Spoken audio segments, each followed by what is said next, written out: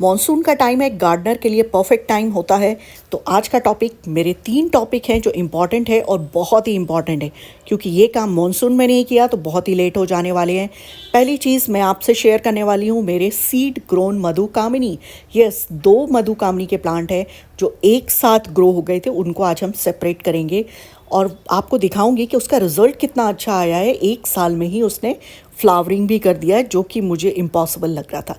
दूसरा कटिंग और तीसरा रिपोर्टिंग और एक टॉपिक है वेट मैनेजमेंट। तो आज की वीडियो आपके लिए बहुत यूज़फुल होने वाली है, आप बिल्कुल भी मिस नहीं करिए, लास्ट तक देखिए। कुछ ना कुछ इम्पॉर्टेंट आपको आपके काम का ज़रूर ही मिलने वाला है। तो चलिए स्टार्ट। लेकिन वो तरीका किन प्लांट्स के लिए सक्सेसफुल है, किसके लिए नहीं, वो भी देख लेंगे। और आप कैसे इसको इजी तरीके से अपने वेस्ट को यूज़ कर पाएंगे, वो भी हम डिस्कस करेंगे। तो ये हैं मधुमालती के सीड्स, जिससे मैंने मधुमालती के प्लांट्स बनाए हैं। तो सीड्स ऑरेंज कलर के होते हैं, जैसे कि आप देख लिए हैं। और ये है मेरा सीड ग्रोन प्लांट। आप यकीन नहीं करेंगे, ये 1 साल का हो चुका है। और ये अचानक ही जो मैच्योर प्लांट जो आपने पहले देखा, उसी के सीड्स से बना हुआ प्लांट है। देखिए मौसम बहुत अच्छा है, बादल हैं आज, तो मैंने सोचा बेस्ट टाइम है, ये काम कर लेते हैं फटाफट। ये बड़ी वैरायटी का है और इसी में एक प्लांट और आप देख सकते हैं, बिल्कुल क्लोज में जो मीडियम हाइट की मधुकामिनी होती है, उसका प्लांट निकल आया है। अभी ये इतने क्लोज हैं कि या तो मैं इन दोनों को बढ़ने दे सकती हूँ, बट दोनों ही एक साथ बढ़ जाएंगे और फिर उनको सेपरेट करना बहुत मुश्किल हो जाएगा। मैंने पहले भी सोचा, बट मुझे बहुत रिस्की लगा। तो ये बेस्ट टाइम है, इतने क्लोज दोनों ही हमारे सीड्स ग्रो हो गए थे। उनको अभी बारिश का टाइम है, कोई रिस्क नहीं होगा। तो आज मैं आपके साथ वही शेयर करूँगी कि किस तरीके से मैंने इन दोनों प्लांट को सेपरेट कर लिया और उसका रिज़ल्ट भी क्या रहा। वो प्लांट बिल्कुल डैमेज नहीं हुए। हफ्ते भर बाद का भी मैं आपको रिज़ल्ट दिखाऊंगी जो सेपरेट होने के बाद है। तो चलिए स्टार्ट करते हैं। अगर पॉट बड़ा है तो प्लांट निकालना थोड़ा रिस्की हो जाता है। आप इस तरीके से पैरों में पॉट को फंसा के और प्लांट को खींच लीजिए, लेकिन ये प्रोसेस आप उसी दिन करिए जबकि आपकी मिट्टी पूरी तरह ड्राई हो। आपको बिना मेहनत ठोका पीटी के देखिए पूरा प्लांट हमारा बाहर आ गया। बस थोड़ा सा मैंने पैरों से इसको फंसाया पॉट को और गमले को खींच लिया अपनी तरफ।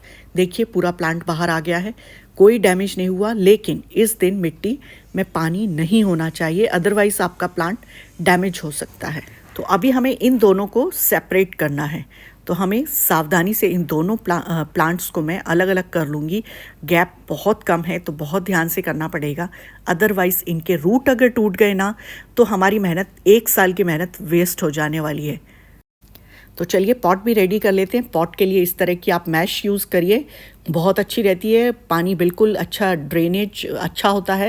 ये बिल्कुल आप ध्यान रखिए, लोहे की जाली हो, फाइबर जाली हो, नहीं तो आप ऑनलाइन भी खरीद सकते हैं। मैंने एक बार और भी अपने ये मधुकामिनी के वीडियो में बताया कि इस तरीके से आप पॉट रेडी करिए। और देखिए नेट बिल्कुल अच्छे से फिक्स हो गई है। इसमें गिप्पड़ वगैरह हम नहीं रखेंगे, सीधे नेट के ऊपर हमने सॉइल डाली है। अभी दूसरा जो आज का टॉपिक था कि गमले का वेट कैसे कम करें, तो मेरे यहाँ जो रूफ टॉप पे गार्डन में, उसमें बहुत सारी पत्तियाँ निकलती हैं और मैं घड़े में उनको इकट्ठा करती रहती हूँ, खाद भी बनाती हूँ। तो देख सकते हैं आप, तो घड़े में जो खाद थी हमने वो भी ली है और इस तरीके से ड्राई पत्तियाँ भी ली हैं। अभी इस पेड़ में जड़ें इतनी नीचे नहीं जाएंगी कि वो हमारी जो सॉइल है, जो हम ड्राई लीव्स डाल रहे हैं और जो फर्टिलाइज़र डाल रहे हैं, ये देखिए पत्तियों की खाद जो बन रही थी वो भी डाल दी मैंने। इस तरीके से मैं अपने पॉट का वेट कम कर लेती हूँ। पॉट का वेट कम होने के साथ साथ इसमें न्यूट्रिशन भी बहुत होता है। नाइट्रोजन होगा, पोटेशियम होगा, जो भी प्लांट को चाहिए वो सब ये ऑर्गेनिक खाद से मिल जाता है। मैं अपने ज़्यादातर प्लांट्स में यही यूज़ करती हूँ। आप प्लांट की हेल्थ भी देख सकते हैं। और बाहर के फर्टिलाइज़र मैं बहुत कम ही यूज़ करती हूँ। और इससे एक फ़ायदा और भी होता है, हमें बाहर से मिट्टी खरीद के नहीं लाना पड़ता है, क्योंकि कोई भी ना मिट्टी मैं गार्डन सॉइल ही यूज़ करती हूँ। ये देख सकते हैं दूसरा प्लांट है मेरा, दोनों प्लांट सेपरेट कर लिए हैं मैंने। तो इस तरीके से मैं अपने गमले की मिट्टी बनाती हूँ। अब कुछ दिन में जब तक ये फर्टिलाइज़र अच्छे से बनेगा तो ये इसकी रूट्स नीचे पहुंच जाएंगी और इसको न्यूट्रिशन मिलेगा, प्लांट की हेल्थ ज़बरदस्त होगी।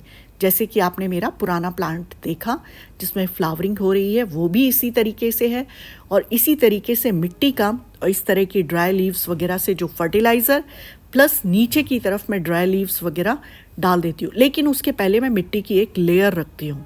ठीक है, इस तरीके से अगर आप गमले को भरेंगे तो आपके गमले का वेट कम रहता है। लेकिन हर प्लांट को इस तरीके से नहीं लगा सकते हैं, क्योंकि कुछ प्लांट फंगस बहुत पकड़ते हैं, जैसे कि कैलाथिया हुआ हमारा, एडीनियम्स हुए, और जो भी सक्कुलेंट है वो इस तरीके से नहीं हार्डी प्लांट लगाइए। हार्डी प्लांट मतलब जिनको ऐसा फंगस अटैक जल्दी नहीं होता है। तो इस तरीके से आप गमले की मिट्टी बनाइए और उनको इस तरीके से सेट कर दीजिए। तो दोनों प्लांट को हम सेट कर लेते हैं फटाफट। तो देखिए बड़ा प्लांट तो हो चुका है, छोटे वाले प्लांट को भी फटाफट सेट कर लेते हैं। इसी तरीके से हम नेट लगाएंगे और उसमें मिट्टी भर देंगे। लेकिन इसके लिए मेरे पास पत्तियां अभी उतनी ज़्यादा नहीं थी, तो इसमें मैंने गोबर की खाद मिक्स की है। ये इसकी ग्रोथ को डबल स्पीड से बढ़ा देगा। तो पुरानी गोबर की खाद हो या फिर बकरी की खाद हो, उनका यूज़ आप करिए, आपके प्लांट बहुत तेज़ी से ग्रो करेंगे। तो ये गार्डनर्स को थोड़ी सी मेहनत करनी पड़ती है, अच्छे रिजल्ट चाहिए तो मेहनत तो करनी ही पड़ेगी ना।